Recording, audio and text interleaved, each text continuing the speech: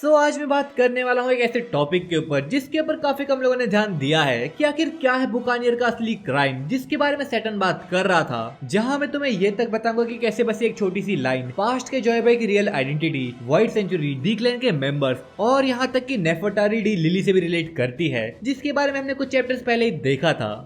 फिर से एक बार घूम फिर के स्टोरी फोकस कर दी एक ऐसी आर्क पे जिसे ना जाने कितने लोगों ने स्किप कर दिया होगा और पता नहीं क्यों बिना वजह के इस आर्क को हेट करते हैं। जी हाँ, मैं बात कर रहा हूँ स्काइपिया आर्क की। वो स्काइपिया जिसने हमें वन पीस की ना जाने कितनी लोर्स और कितनी थ्योरीज दी हैं, जहाँ इस थ्योरी का कनेक्शन भी वहीं से शुरू होता है। इन चैप्टर 272 हमें भाई स्काइपिया के अंदर लॉस्ट सिटी ऑफ गोल्ड यानी कि शैंडोरा को दिखाया गया था, जहाँ पे रॉबिन ने एक पोनीग्लिफ को ढूंढा। जहाँ हमें पहली बार ये पता लगा था कि एंशिएंट पोनीग्लिफ को बस एंशिएंट लोग ही पढ़ सकते हैं, जिन्होंने बेसिकली उन्हें बनाया था, जो कि करंट स्टोरी के हिसाब से कोजुकी क्लैन था, जो कि वानो से बिलोंग करता है। जिसका मतलब पहले के टाइम में शैंडोरा और वानो के बीच में कनेक्शंस रहे होंगे, क्योंकि पहले वानो एक फ्री कंट्री था जिसको बाद में बाहर के लोगों के लिए बंद कर दिया गया था, और एक्चुअल जो वानो है, जो प्लूटोन है, वो पानी में डूबे हुए हैं, या फिर उनको जानबूझ के डुबा दिया गया ताकि किसी को उसके बारे में कुछ पता ना चल पाए और वहाँ कोई ना पहुँच पाए। जहाँ पे शायद से कदम कोजुकी क्लैन और पोनीग्लिफ रीडर को बचाने के लिए था, क्योंकि जब रॉबिन शैंडोरा के अंदर थी तो वहाँ पे उसने मेंशन किया था कि वहाँ की सारी बुक्स और पूरी हिस्ट्री को मिटा दिया गया, जिस चीज को खुद डॉक्टर क्लोवर ने भी मेंशन किया था इन चैप्टर 395 कि जो पोनीग्लिफ के क्रिएटर हैं वो डरते थे कि कहीं ये हिस्ट्री मिट ना जाए और फ्यूचर में लोगों तक ना पहुंच पाए, तो इसीलिए उन्होंने वानो को भी क्लोज कर दिया। लेकिन इन सब चीजों के बीच में एक चीज थी जो कि बुकानियर और उनके क्राइम्स को यहाँ पे कनेक्ट कर रही थी, जो कि थी द बैटल ऑफ शैंडोरा, जिसके बारे में हमें कालकारा ने बताया था, जहाँ इस वॉर का मेन पर्पस ही पोनीग्लिफ को बचाना था। और ये सेम बात हमें नेफर्टारी डी लिली के लेटर से सुनने को मिली थी, जहाँ पोनीग्लिफ को प्रोटेक्ट करना काफी इंपॉर्टेंट था और इसकी इन्फॉर्मेशन फ्यूचर तक प्रोवाइड करना भी, ताकि वापस एक नया डॉन हो सके। अब ये आखिर क्यों था और ऐसा क्या है पोनीग्लिफ में, वो तो हम फ्यूचर में ही जान पाएंगे, क्योंकि वैसे तो लिली के लेटर में और भी काफी क्रूशियल इन्फॉर्मेशन दी गई थी, पर ईमू के चिल्लाने की वजह से हम वो लाइन नहीं सुन पाए जिसके बारे में किंग कोबरा साबो को बताने का ट्राई कर रहा था। पर यार फिलहाल इस बात को साइड में रखते हैं और मैं आता हूँ एक असम्पशन पे, जहाँ पे आई बिलीव की जो सारे पोनीग्लिफ होंगे वो एक ही जगह पे रखे गए होंगे, जो की थी शैंडोरा, और यहाँ इन्हीं पोनीग्लिफ को प्रोटेक्ट करने के लिए एक वॉर छिड़ी होगी अगेंस्ट द वर्ल्ड गवर्नमेंट। अब देखो सीन ऐसा होगा कि कहीं से वर्ल्ड गवर्नमेंट को इन सारे पोनीग्लिफ के बारे में पता लगा होगा, जिसमें 800 साल पहले की पूरी हिस्ट्री लिखी गई थी,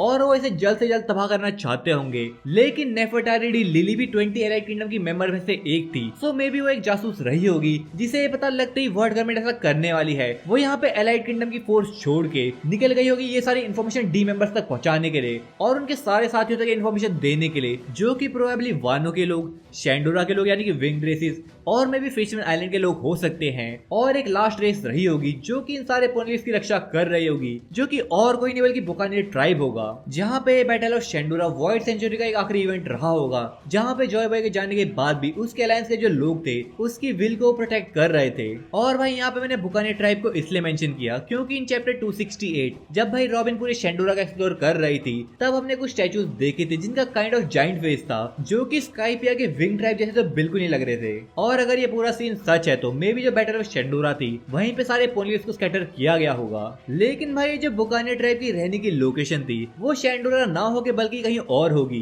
क्योंकि हमने इन चैप्टर 757 जिम्बे का एक कवर देखा था, जहाँ उसके पीछे हम कुछ लॉस्ट रूइंस देख सकते जो कि समुद्र के अंदर डूबे हुए थे, जिनके ऊपर कुमा का जो पॉ है वैसा ही निशान बना हुआ था, जहाँ बेसिकली एक बड़ा सर्कल था और उसके ऊपर 3 छोटे सर्कल थे। इवन तो ये कुमा के हाथ से तो मैच नहीं करता, बट एकेट के अंदर जिस रूम में कुमा की मेमोरीज रखी गई थी उस रूम के बाहर भाई ऐसे सिंबल बना हुआ था। सो मे बी जो पॉ का निशान है वो पहले से बुकानियर ट्राइब को सिंबलाइज करता हो, और इसीलिए ओडा सेंसेई ने कुमा को पॉप ऑफ फ्रूट दिया हो, जो कि लोगों को स्कैटर कर सकता है, जैसा उसने स्ट्रॉ हैट्स के साथ किया था। जहाँ पे एक चीज नोटिस करने वाली कि साबा ऑडी के अंदर भाई टोटल 9 स्ट्रॉ हैट मेंबर्स थे, और अगर देखो तो टोटल 9 रियो पोनीग्लिफ्स हैं, जो कि वर्ल्ड की ट्रू हिस्ट्री के बारे में बताते हैं। सो मे बी हो सकता है कि शैंडोरा की बैटल में बुकानियर ने पार्ट तो लिया हो, बट उन्होंने वहाँ पे फाइट ना करी हो, बल्कि उन सब लोगों ने पोनीग्लिफ्स को पूरी दुनिया में स्कैटर करने का काम किया हो, क्योंकि अगर हम उनका साइज कंसीडर करें तो वो पोनीग्लिफ्स को मे बी उठा सकते हैं। जहाँ हो सकता है कि मे बी बुकानियर ट्राइब के मेंबर्स ने मिलकर सारे पोनीग्लिफ्स को वर्ल्ड में स्कैटर कर दिया हो, और क्योंकि अब वही सारे लोग पोनीग्लिफ्स की लोकेशन के बारे में जानते थे,